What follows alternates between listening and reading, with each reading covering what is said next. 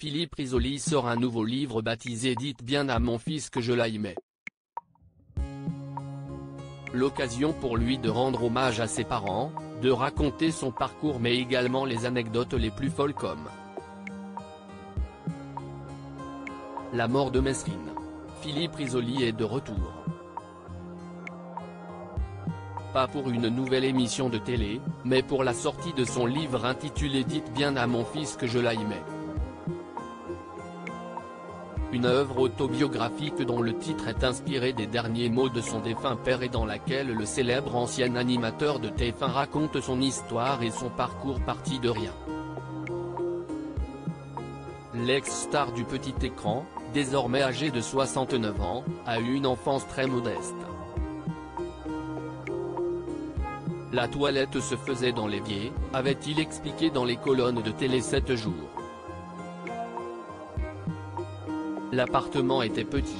Je partageais mon lit avec ma grand-mère.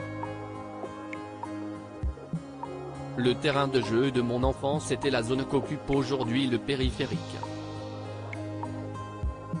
On jouait avec n'importe quoi. Le bois des cajots servait à nous fabriquer des épées.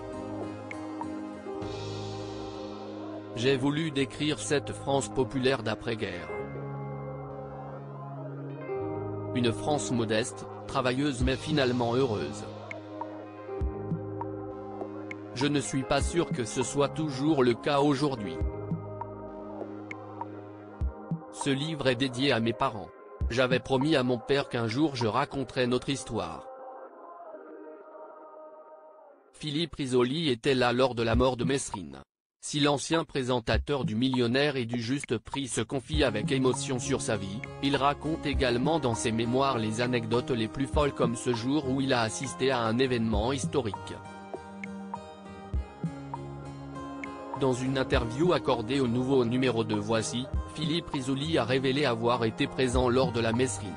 Dans les années 70, l'ennemi public numéro avait fini par être abattu par la police après des mois et des mois de cavale.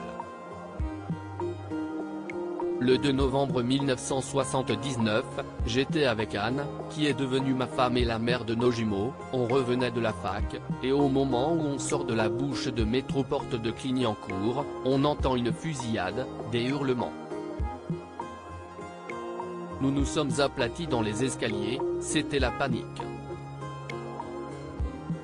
On l'a compris plus tard, Mesrine, l'ennemi public numéro 1, venait d'être abattu, a-t-il confié. Un souvenir fort pour Philippe Risoli. L'intégralité de l'interview de Philippe Risoli, et bien plus encore, est à retrouver dans le nouveau numéro de Voici, en kiosque ce vendredi 8 juillet 2023.